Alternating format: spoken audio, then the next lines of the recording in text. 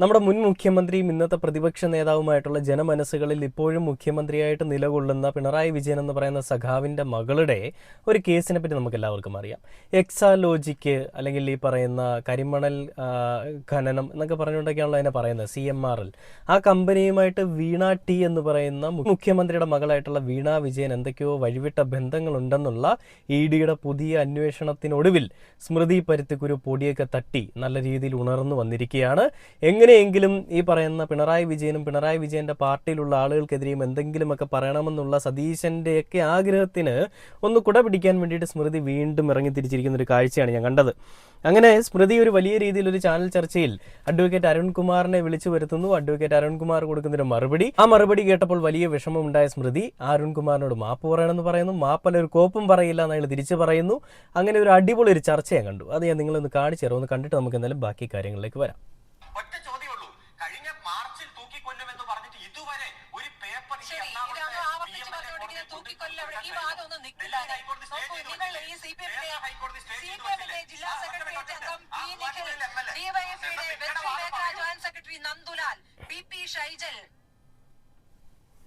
കണ്ടില്ലേ, ഒന്നും പറയാൻ സമ്മതിക്കത്തില്ല. എന്തെങ്കിലും പറഞ്ഞു കഴിഞ്ഞാൽ അതിനിടയിൽ കയറി സ്മൃതിക്ക് എന്തൊക്കെയോ മെഴുകാനായിട്ടുണ്ട്. ആരൊക്കെയോ പറഞ്ഞു കൊടുത്തിട്ടുള്ള കുറേ അധികം കഥകൾ എടുത്തുകൊണ്ട് മുന്നിലേക്കിട്ട് വായിച്ചുകൊണ്ട് അവിടെ വന്നിരിക്കുന്ന ഇടതുപക്ഷത്തിൻ്റെ പ്രതിനിധിയെ അടിച്ചങ്ങ് താഴ്ത്തി കളയണമെന്ന് സതീശൻ്റെ ആളുകളും പറഞ്ഞിട്ടുണ്ടാവണം. അതുകൊണ്ടായിരിക്കണം സ്മൃതി ഈ രീതിയിൽ പണിയെടുക്കുന്നത് കേട്ടോ. അല്ലെന്ന് പറയാൻ നമുക്ക് വേറെ നിർവാഹമില്ല. കാരണം നമ്മുടെ മുന്നിൽ കാണുന്ന തെളിവുകളുടെയും മുന്നിൽ കാണുന്ന കാര്യങ്ങളുടെയും ഒക്കെ അടിസ്ഥാനത്തിൽ നമുക്ക് അങ്ങനെ തന്നെയാണെന്ന് ഒരു നിഗമനത്തിൽ എത്തേണ്ടതായിട്ട് വരും എന്നാണ് എനിക്ക് തോന്നുന്നത്. നിങ്ങൾക്കും അങ്ങനെ തന്നെ ആയിരിക്കും തോന്നിയിരിക്കുന്നത്. എന്തായാലും നിങ്ങളെ അതിൻ്റെ ബാക്കി കാഴ്ചകൾ കാണിച്ചു തരാം. എന്താണ് അവിടെ നടക്കുന്നതെന്നും ബാക്കി അവിടെ ഉണ്ടായിട്ടുള്ള സംഭവങ്ങളെ പറ്റിയുള്ള ബാക്കി വീഡിയോ. ഈ പേരുകളൊക്കെ വീഡിയോയുടെ ഡയറിയിൽ നിന്ന് കിട്ടിയാന്നേ. അങ്ങ് പറയുന്ന ആഗോളവൽക്കരണമൊക്കെ അവിടെ മാറ്റി വെക്കും കുറച്ചു കാലം. അതെ, ആ ഡയറി എവിടെന്ന് കണ്ടോ? ഇതിനു മുമ്പ് ഒരു ഡയറി ഇട്ട് താങ്കൾ ആദ്യം ചോദിച്ചു കോൺഗ്രസ് പ്രതിനിധിയോട്, ഏത് ഒരു ഡയറി ഉണ്ടല്ലോ അതിൽ കുറെ പേരുണ്ടല്ലോ കടലാസൊക്കെ വെച്ചാൽ അല്ല ഒന്ന് കേൾക്കൂ മിസ്റ്റർ, എന്തിനാണ് ഇങ്ങനെ അസഹിഷ്ണുത? കിട്ടി. റേഡിയോ ആണോ? താങ്കൾ പറയുമ്പോ മറുപടി പറയുമ്പോ തന്നെ ഇങ്ങനെ കുറയ്ക്കാൻ വരുന്നത്? ഒന്ന് കേൾക്കൂ. ഇവിടെ കൃത്യമായിട്ട് ഒരു ഡയറി കിട്ടി, താങ്കൾ ചോദിച്ചല്ലോ. എന്താണ് സംസാരിച്ചത്? ഇപ്പൊ എന്ത് വാക്ക് ഉപയോഗിച്ചത്? എന്താണ് പറഞ്ഞത് അരുൺകുമാർ? താങ്കൾ ഇങ്ങനെ ഒച്ചപ്പാട് ഒച്ചപ്പാട് എന്ന വാക്കല്ല ഉപയോഗിച്ചത്. അങ്ങ് പറഞ്ഞ വാക്ക് പിൻവലിക്കൂ.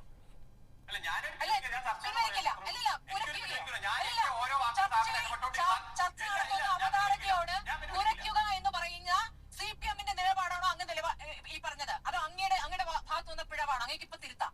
കുറയ്ക്കുക എന്ന പ്രയോഗം ഒരു വനിതാ ആങ്കറിനോട് അങ്ങ് ഉപയോഗിക്കുന്ന പ്രയോഗം, ഒരു ചോദ്യം ചോദിക്കുമ്പോൾ അങ്ങേക്ക് ആ വാചകത്തിൽ ഉത്തരവാദിത്തം ഉണ്ടെങ്കിൽ അങ്ങ് പറയാം.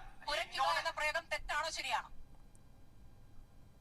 അല്ലല്ല, ഒറ്റ എന്റെ ഓരോ വാചകത്തിനും എന്റെ ഓരോ വാക്കിലും തടസ്സപ്പെടുത്തി താങ്കൾ നടത്തിക്കൊണ്ടിരിക്കുന്ന പ്രയോഗത്തിന് അത്തരത്തിലൊരു വാക്കല്ലാതെ വിശേഷിപ്പിക്കാൻ അടിപൊളി. താങ്കൾ ഈ ചെയ്യുന്ന പ്രവൃത്തിയെ ആ രീതിയിലല്ലാതെ വേറൊരു രീതിയിലും നമുക്ക് വിശേഷിപ്പിക്കാൻ സാധിക്കത്തുമില്ല. അതുകൊണ്ട് തന്നെയും ഞാൻ ആ വാക്ക് പിൻവലിക്കാനോ മാപ്പ് പറയാനോ ഒരു കോപ്പും പറയാൻ ഞാൻ തയ്യാറല്ല. നിങ്ങൾക്ക് ബുദ്ധിമുട്ടുണ്ടെങ്കിൽ, നിങ്ങൾക്ക് എന്തെങ്കിലും അസഹിഷ്ണുതയുണ്ടെങ്കിൽ ഞാൻ ഈ ചർച്ചയിൽ നിന്ന് തന്നെ പിന്മാറാനും തയ്യാറാണെന്നാണ് ഈ അഡ്വക്കേറ്റ് അരുൺകുമാർ പറയുന്നത്. ആ ഒരു സഖാവ് ആ കാര്യങ്ങൾ പറയുമ്പോൾ അതിലും വിമുഖത തോന്നുന്ന സ്മൃതി പരുത്തിക്കുരു വീണ്ടും വീണ്ടും ഇങ്ങനെ എന്തൊക്കെയോ മെഴുകിക്കൊണ്ടിരിക്കുകയാണ്. എങ്ങനെയെങ്കിലും മെഴുകിക്കൊണ്ട് ഞാൻ പ്രോ ലെഫ്റ്റ് ആണെന്ന് സ്വയം പറഞ്ഞുകൊണ്ട് ഇടതുപക്ഷത്തിനെതിരെ എന്തെങ്കിലുമൊക്കെ സംസാരിക്കണമെന്ന് പറഞ്ഞുകൊണ്ട് രാത്രി കിടന്നുറങ്ങി നേരം വെളുക്കുമ്പോൾ ഇടതുപക്ഷത്തിനെതിരെ സംസാരിക്കാൻ വേണ്ടി എന്തൊക്കെയോ പുതിയ സാധനങ്ങളും കുത്തിപ്പൊക്കി പിടിച്ചുകൊണ്ട് വരുന്ന ഈ ഒരു സ്മൃതിക്ക് ഇതല്ല ഇതിൻ്റെ അപ്പുറവും കിട്ടണം അല്ലേ? സ്മൃതി, നിന്നെ കുരയ്ക്കുക എന്ന് പറഞ്ഞതിൽ ഒരു കുഴപ്പമില്ല. ശരിക്കും നീ അവിടെ കുരയ്ക്കുകയാണ്. എന്തെങ്കിലും പറയുമ്പോഴത്തേക്ക് ഇങ്ങനെ പേപ്പട്ടി കുരയ്ക്കും പോലെ കുരച്ചുകൊണ്ടിരിക്കുകയാണ്. എന്തോ കടിച്ച് കൊല്ലാൻ നിൽക്കുന്ന രീതിയിൽ, കടിച്ച് കീറി തിന്നു കളയുമെന്നുള്ളൊരു സ്വഭാവത്തിൽ, അങ്ങനത്തെ ചിന്താഗതിയിൽ. ഇതൊക്കെ എന്താണ് സ്മൃതി? ബാക്കി ഒന്ന് കേട്ടു നോക്കാം.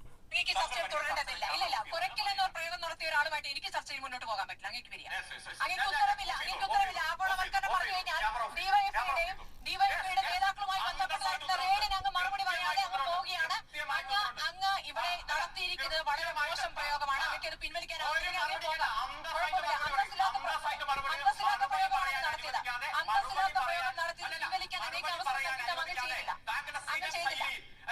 എന്റെ ശൈലിക്ക് ഒരു കുഴപ്പമില്ല. ഞാനെന്റെ മറുപടി പറയാൻ അനുവദിക്കാതെ ഓരോ വാചകത്തിലും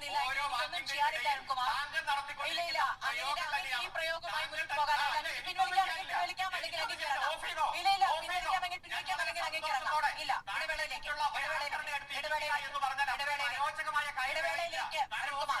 ശരി. കണ്ടില്ലേ, ഇതിനെ കുരയ്ക്കുക എന്നല്ലാതെ വേറെ ഏത് പേര് കൊടുത്ത് നമുക്ക് വിശേഷിപ്പിക്കാൻ സാധിക്കുമെന്ന് എനിക്ക് മനസ്സിലാവുന്നില്ല. നിങ്ങൾക്ക് മനസ്സിലാവുന്നുണ്ടെങ്കിൽ നിങ്ങളൊന്ന് പറയണം കേട്ടോ. ഇമാതിരി കുരയ്ക്കലാണ് സ്മൃതി കിടന്ന് കുരയ്ക്കുന്നത്. ഇല്ല, ഇടവേള ഇടവേള ഇടവേള. അയാൾ പറയുകയാണ് നിങ്ങൾ ഓഫ് ചെയ്തോളൂ, എനിക്കൊരു കുഴപ്പമില്ല, നിങ്ങൾ ഓഫ് ചെയ്തോ. അന്തസ്സോട് കൂടി തന്നെ ഈ ചർച്ചയിൽ നിന്ന് പുറത്തു പോകാൻ എനിക്ക് സമ്മതമാണ്, നിങ്ങൾ ഓഫ് ചെയ്തോ. പക്ഷേ സ്മൃതിക്ക് അത് ഓഫ് ചെയ്യാൻ പറ്റുന്നില്ല. സ്മൃതി അത് ഓഫ് ചെയ്യാതെ വീണ്ടും വീണ്ടും അരുൺകുമാറിൻ്റെ വായിൽ നിന്ന് കിട്ടുന്നത് ഇങ്ങനെ എടുക്കാൻ വേണ്ടിയിട്ടിരിക്കുകയാണ്. അതായത് ഇടതുപക്ഷത്തിന് അപ്പാടെ ഇങ്ങനത്തെ ചിന്താഗതികളാണ്. സ്ത്രീകളെ ഇങ്ങനെ ബഹുമാനിക്കാത്ത, സ്ത്രീകൾക്കെതിരെ സംസാരിക്കുന്ന, സ്ത്രീപക്ഷമല്ലാത്ത ആളുകളാണ് ഇടതുപക്ഷത്തിൻ്റെ അനുഭാവികളെന്നൊക്കെ വരുത്തി തീർക്കാൻ വേണ്ടിയിട്ട് സതീശനൊക്കെ പറഞ്ഞതായിരിക്കും. അതിനുവേണ്ടി സ്മൃതിക്ക് കിട്ടിയൊരു പോയിന്റ് എടുത്തുകൊണ്ട് സ്മൃതി ഇങ്ങനെ മെഴുകാൻ നോക്കിയത് കേട്ടോ. പക്ഷേ അത് ഏറ്റില്ല, അത് ഫലം കണ്ടില്ല എന്ന് വേണമെങ്കിൽ നമുക്ക് പറയാം. ഈ ഒരു വിഷയത്തെപ്പറ്റി സംസാരിക്കുമ്പോൾ എന്തായാലും നിങ്ങളെ ഒരു വീഡിയോ കൂടി കാണിച്ചു തരേണ്ട ആവശ്യകത വളരെയധികം കൂടുതലാണ്. അതെന്താണെന്ന് വെച്ച് കഴിഞ്ഞാൽ, ജിൻഡോ ജോൺ എന്ന് പറയുന്ന ഒരാളെ പറ്റി നമുക്കറിയാം. കോൺഗ്രസിൻ്റെ ഒരു പ്രതിനിധിയാണ്. കഴിഞ്ഞ ദിവസം അഖിൽമാരാരെ വലിച്ചു കീറി ചാനൽ ചർച്ചകളിൽ വലിയ രീതിയിൽ തരംഗമായി പിന്നീട് വലിയ ഫേമസ് ആയി വീണ്ടും വീണ്ടും കയറി പൊയ്ക്കൊണ്ടിരിക്കുന്ന ഒരു നേതാവൊക്കെയാണ് ജിൻഡോ ജോൺ എന്ന് പറയുന്ന ആൾ. ആ ജിൻഡോ ജോൺ അഖിൽമാരാരെ എയറിലാക്കിയതിന് ശേഷം വലിയ രീതിയിൽ ഇങ്ങനെ ഒരു സ്വീകാര്യതയൊക്കെ കിട്ടി പൊയ്ക്കൊണ്ടിരിക്കുന്ന സമയത്ത് വീണ്ടും കുറച്ച് സ്വീകാര്യത കിട്ടാൻ വേണ്ടിയിട്ട് ജെയ്ക്ക് എന്ന് പറയുന്ന സഖാവിൻ്റെ അടുത്തൊന്ന് കളിക്കാൻ നോക്കി. അതും ഈ സെയിം വിഷയമാണ് കേട്ടോ, വീണ വിജയൻ്റെ വിഷയമാണ്. ആ വീണ വിജയൻ്റെ വിഷയത്തിൽ വീണ്ടും ജെയ്ക്കിനെ പിടിച്ചിരുത്തി എന്തൊക്കെയോ മെഴുകാൻ വേണ്ടിയിട്ട് വലിയ, അതായത് വാട്സപ്പ് യൂണിവേഴ്സിറ്റികളിൽ നിന്ന് കിട്ടിയ കുറച്ച് കഥകളും ഇവരുടെ അണികൾക്ക് ഈ രോമാഞ്ചം ഉണ്ടാക്കാൻ വേണ്ടി, റൊമാൻറ്റിഫിക്കേഷൻ ഉണ്ടാക്കാൻ വേണ്ടിയിട്ട് കുറച്ച് സാധനങ്ങളുമൊക്കെ ആയിട്ട് വലിയ വാചാലതയോടുകൂടി സംസാരിച്ചുകൊണ്ട് വന്നതാണ്. പക്ഷേ എത്തിപ്പെട്ട ആള് മാറിപ്പോയി. വേറെ ആരുടെയെങ്കിലും മുന്നിലാണിത് പറഞ്ഞെങ്കിൽ ചിലപ്പം അണികൾക്ക്, ഈ കൊങ്ങിയ അടിമകൾക്ക് വാട്സപ്പ് സ്റ്റാറ്റസ് ഇടാനും ബാക്ക്ഗ്രൗണ്ട് സ്കോർ ഇട്ടുകൊണ്ട് ഇങ്ങനെ തകർത്ത് നിർത്താനും ഒക്കെ ഒരു അവസരം കിട്ടിയാണ്. പക്ഷേ ജെയ്ക്കിൻ്റെ മുന്നിൽ വന്നപ്പോൾ അത് ഏറ്റില്ല. അതിന് ജെയ്ക്ക് കൊടുക്കുന്നൊരു മറുപടി ഉണ്ട് കേട്ടോ. നിങ്ങളൊന്ന് കണ്ടുപോയിക്കുക. ആ വീഡിയോ കണ്ടിട്ട് നമുക്ക് എന്തായാലും ബാക്കി കാര്യങ്ങളിലേക്ക് വരാം. Wow, mass.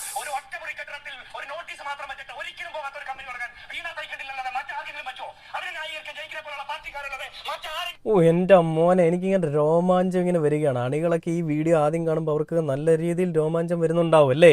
ഇതിന് നല്ല ഇപ്പോൾ ഇറങ്ങിയിട്ടുള്ള DC-യിലെ ആ പാട്ട്, അതിൻ്റെ ബാക്ക്ഗ്രൗണ്ട് സ്കോറൊക്കെ ഇട്ടുകൊണ്ടോ, അല്ലെങ്കിൽ ഏതെങ്കിലും നമ്മുടെ കറുപ്പ് സിനിമയിലെ ബാക്ക്ഗ്രൗണ്ട് സ്കോറൊക്കെ ഇട്ട് കഴിഞ്ഞാൽ ഞെരിക്കും, തകർക്കും, പൊളിക്കും അല്ലേ. കണ്ടുപോക്കാം.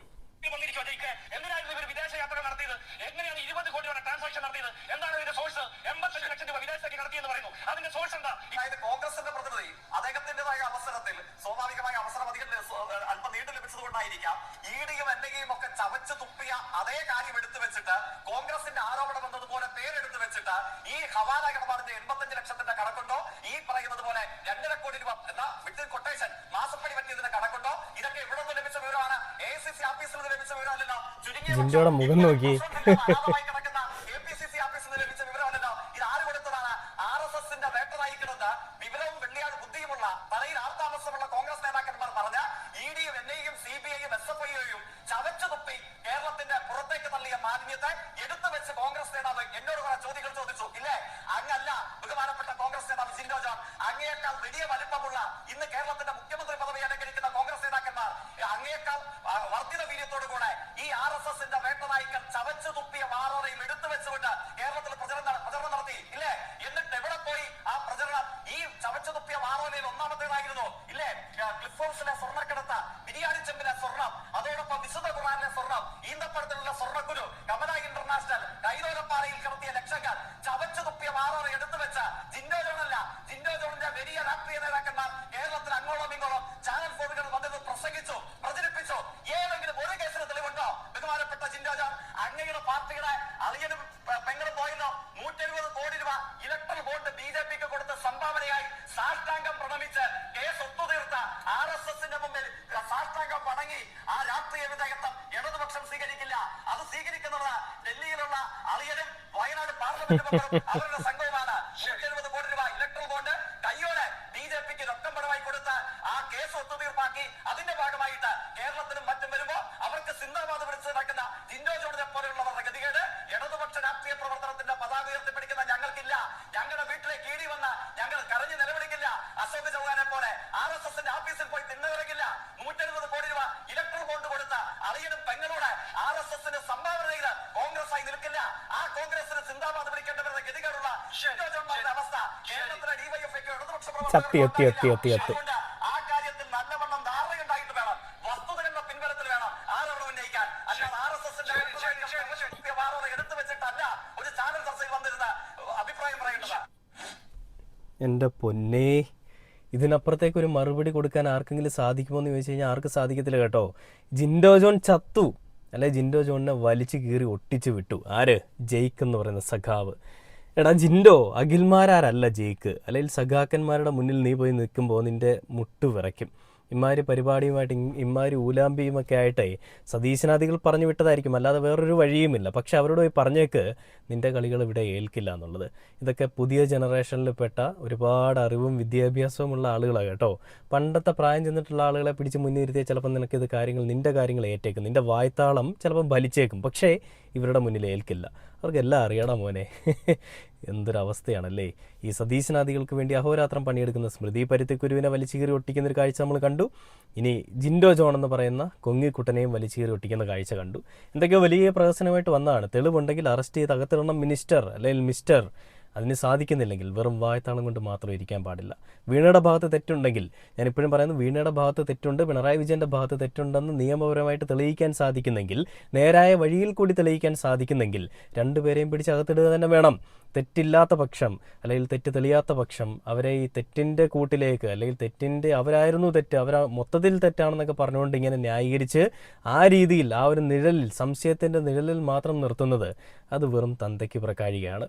കോടതിയുടെ മുന്നിൽ പോലും പ്രഥമ ദൃഷ്ട്യാ തെളിയാത്ത കേസുകളായിട്ടും ഇവിടുത്തെ നീതിന്യായ കോടതിയായിട്ട് പ്രവർത്തിക്കുന്ന മാധ്യമങ്ങളും കുറച്ച് മാധ്യമ പാപ്പരാസികളും കുറച്ച് അടിമ കൊങ്ങികളും അടിമ സംഖ്യകളും വിചാരിച്ചു കഴിഞ്ഞാൽ അവരങ്ങ് തീർന്നു പോകുന്നതാണോ? അതിനെ കുറച്ചുകൂടി മൂക്കണം.